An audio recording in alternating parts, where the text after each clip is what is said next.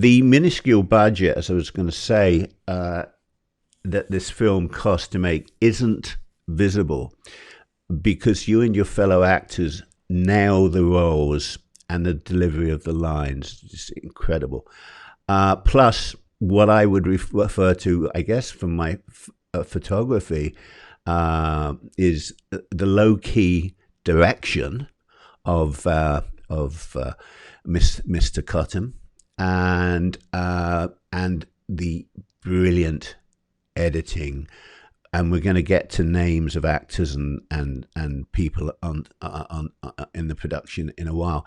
But the film reminds me, and I'm sure other people have alluded to this because of what we're going to discuss here, of Tarantino's non-linear Pulp Fiction, and of course the great masterpiece Orson Welles' non-linear Citizen Kane.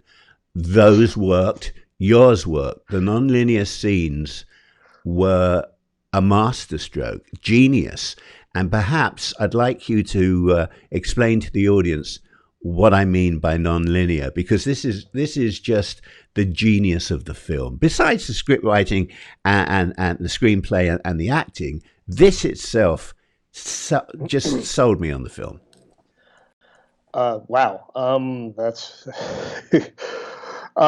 thank you. Well, I mean, again, like I alluded to before, when I originally had the idea, you have the idea, but you also have, well, I'm trying to make a micro budget. So what can I do to set the story apart that doesn't cost any money?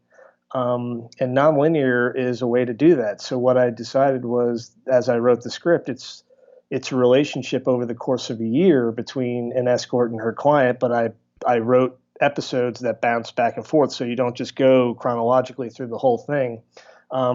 And the challenge for me was to, even though you're bouncing back and forth, like you have their first meeting and then you cut to Thanksgiving, then you cut back to their second meeting, so you're bouncing all around, but what I wanted to do was tell an arc of the story, even with the nonlinear aspect. And it was a struggle at first. I mean, I tried to write it, just write one script. I just tried to write one draft of one script, bouncing back and forth between the time episodes, and it just wasn't working. So what I needed to do was I had to write, there are 7 episodes, and I had to write all 7 hours, in their completion. And then once I had written all 7, what I did is I literally would put page 1 of each episode in a column and page 2 and just all the way. And then what I did is I just pastiched them together to do the nonlinear final version.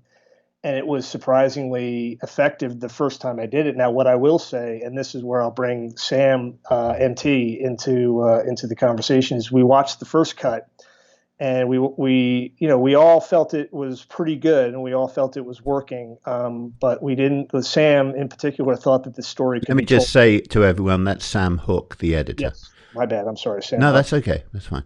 But he said, he goes, I think maybe we could tell the story a little bit more effectively. So. I'm not the director of the film, so it wasn't quite even my choice, but I trusted Sam with that, and T trusted Sam with that, and Sam went off, and the second cut was even better. And I mean, he took a very challenging notion that I had and I wrote, and he just executed it brilliantly. I mean, he really did. So.